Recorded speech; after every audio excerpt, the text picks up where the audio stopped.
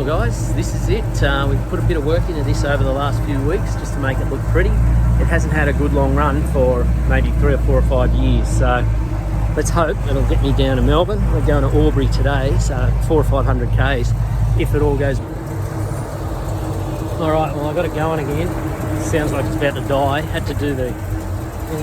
Oh shit.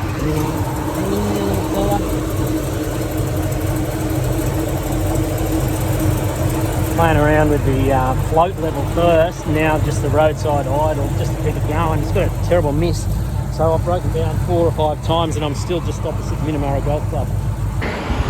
Righto, I nearly made it onto the highway but kept missing, and then I found all of this was just hanging down. So I'm just taping it up, hoping that we haven't burnt through too much. We'll try again. Alright, well I hope that was it. I've just taped it lightly onto there. Taped all this up, trying to keep it away from all of this. Let's see if it'll start now without catching on fire. She started first time and she's actually sounding a bit better, I reckon. It's a bit hard on the side of the highway to hear, but yeah, maybe. Anyway, it's now 11:30, so I think I've just chopped that down a little. Maybe that was our problem. I don't know. Still a bit of a miss there, but let's give that a go. Just got to tidy up the mess and get back into it. Well, here we go, guys. I'm hoping that's fixed it. This is where I got to get back on the freeway right here. So I'm gonna reverse back a fair way and give it a go, because once I'm on there, I'm pretty well committed.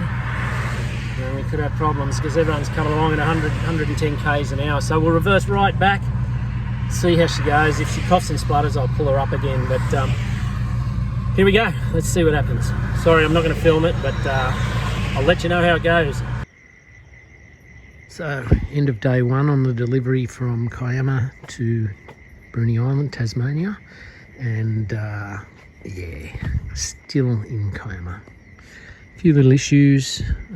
Spent all day in various parts of the roadways between here and Shell Harbour on the side of the road, trying to tune this carby, and then finally made it back to here, just limped it back to here, and then went and bought a new needle and seat set from Autobahn at Albion Park. It's the last lot they had, and basically just needed the washers out of it.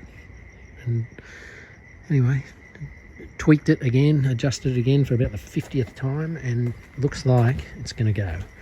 So early start tomorrow, try and do the whole run down to Melbourne to get to the Spirit of Tassie tomorrow night.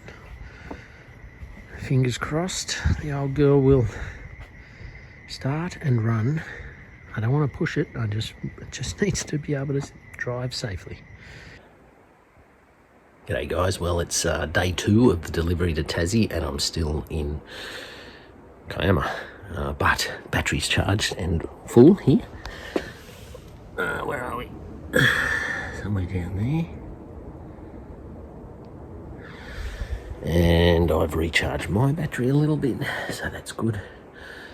And it's 5 o'clock in the morning, so if this works, if I can get up to Robertson, then I reckon I can get all the way to Melbourne at least today, hopefully. Well, I have to, because I'm booked on the ferry tonight. So wish me luck and we'll see how we go.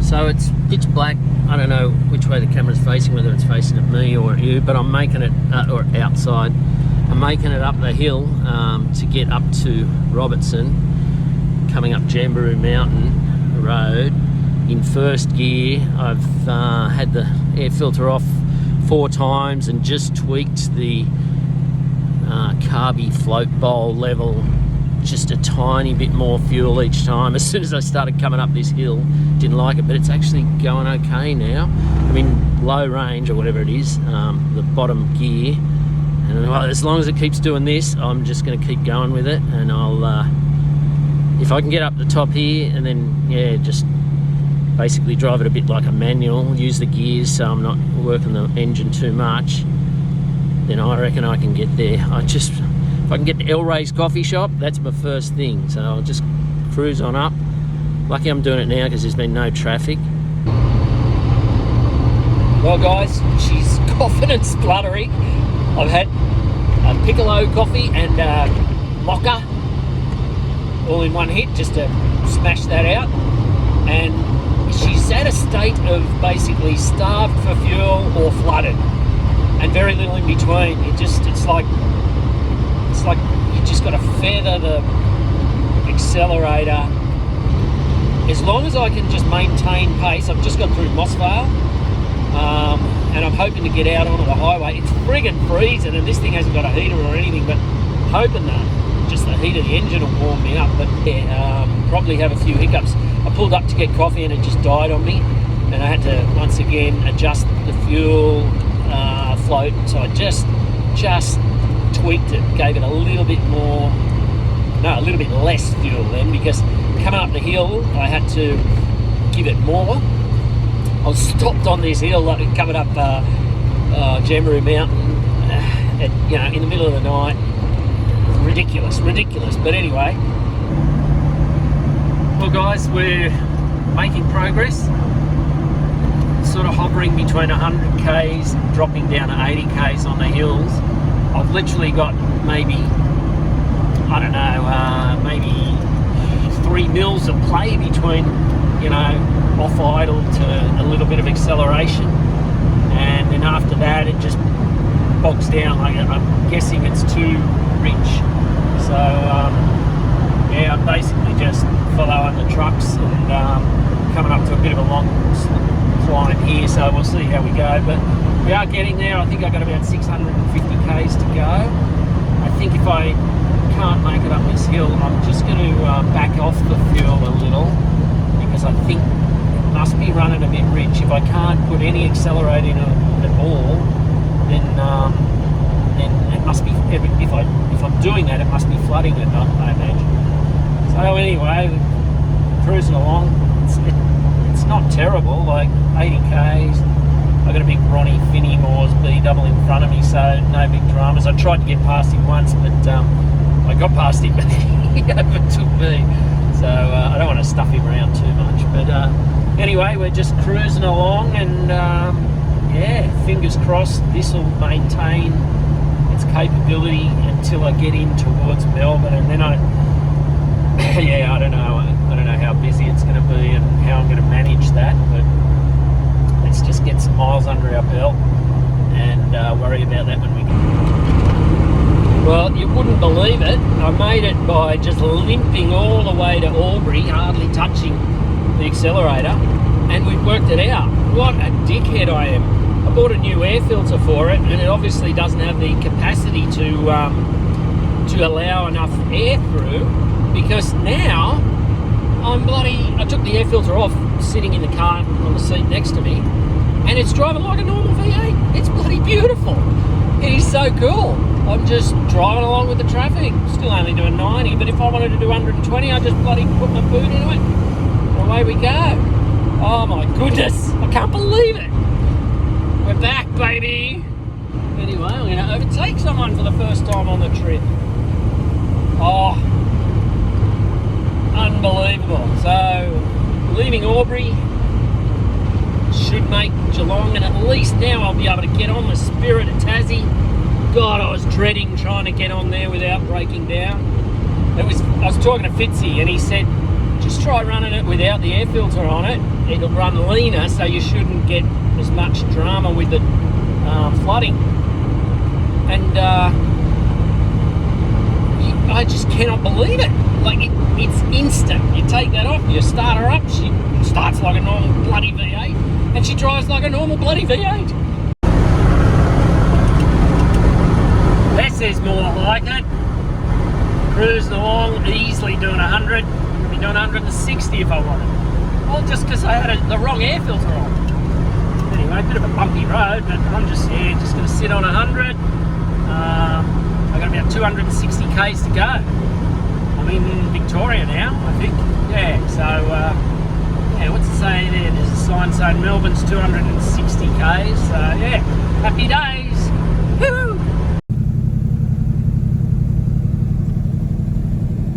So we made it, guys. As long as she starts and stops a couple of more times, we're on the boat.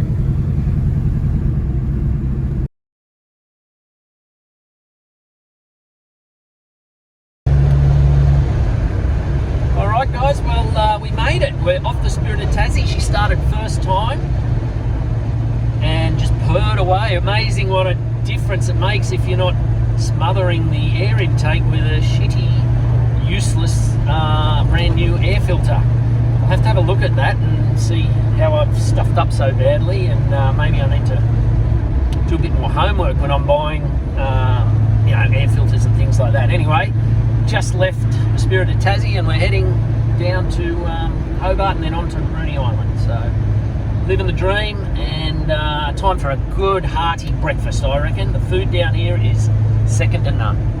All right, take it easy. Woohoo! All right, well, I've just done the final tweak to the carby. I thought it was getting too much fuel at like 100 k's an hour. If I put my boot into it, it'd sort of get bogged down. This is after we've taken the air filter off. But it actually was starving for fuel because I tried it and yeah, just coughed and spluttered it at a lower rev at speed. So pulled over on the side of the road again, gave it a bit of a tweak to give it more fuel, and now she's really going well. Like if I'm sitting on 100 now, I won't do it, but there's a car coming up beside me. But if I wanted to just put my boot into it and go for it, I definitely could. So I think our problems there are solved. What I will do is get a couple of new locking screws at the top of the fuel adjusting wheel and seat, because I've adjusted it so many times I've sort of worn out that slot in the screw, so the screw head. So I'll just yeah, I'll see if I can get a new one of those, and we're good to go.